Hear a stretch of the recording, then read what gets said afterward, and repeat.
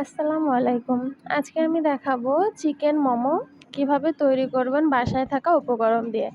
তো হচ্ছে আমি এখানে মুরগির বুকের মাংস একটুখানি নিয়েছি। তো এটাকে নিয়ে আমি হাড় ছাড়িয়ে কুচি, কুচি করে কেটে নিব। একেবারে কিমা করে নিব। অনেকে চাইলে ব্লেন্ডারেও কিমা করে নিতে পারেন।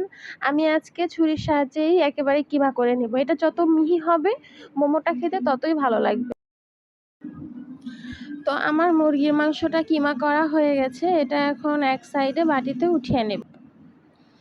তারপর হচ্ছে যেহেতু গরমের দিন পেঁয়াজ পাতা অ্যাভেলেবেল পাওয়া যায় না, আমি পেঁয়াজ পাতার পরিবর্তে বাসায় বরবটি ছিল, তো বরবটি কুচি কুচি করে কেটে নিব। একেবারে মিহি করে কেটে নিব যাতে সিদ্ধটা খুব তাড়াতাড়ি হয়ে যায়। আর হচ্ছে আমি পেঁয়াজ একেবারে ছোট ছোট করে কেটে নিব। এখানে আমি 2টা পেঁয়াজ দিয়েছি। আর হচ্ছে 3-4টা কাঁচামরিচ। যেহেতু আমার বাচ্চা খাবে তাই আমি কম ঝাল দিয়েছি। আপনারা চাইলে মরিচ বাড়িয়ে দিতে পারেন। তো মরিচগুলো আমি কুচি কুচি করে কেটে নিয়ে এটাও আমি দিয়ে দিব। এখানে হচ্ছে আমার ফ্রিজে ফ্রোজেন করা মটরশুঁটি ছিল, আমি মটরশুঁটিগুলোও দিয়ে দিয়েছি। তারপরে হচ্ছে আমি এখানে লবণ দিয়েছি হচ্ছে আদা বাটা, রসুন বাটা, আর হচ্ছে একটু সামান্য গোলমরিচের গুঁড়া দিয়েছি।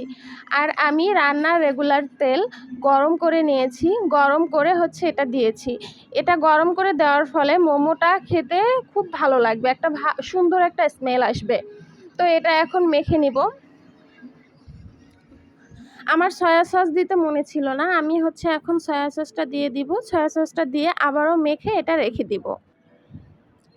এখন হচ্ছে আমি মোমোর জন্য ডোটা রেডি করে নেব। তো আমি এখানে 2 কাপ আটা নিয়েছি, আর হচ্ছে এখানে লবণ দিব আর সাদা তেল দিব।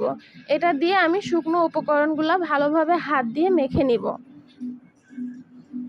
তারপরে হচ্ছে আমি ঠান্ডা পানি, একেবারে গরমও না আর একেবারে ফ্রিজের পানিও না, নর্মাল ঠান্ডা পানি দিয়ে আমি এটা ডোটা করে নিব।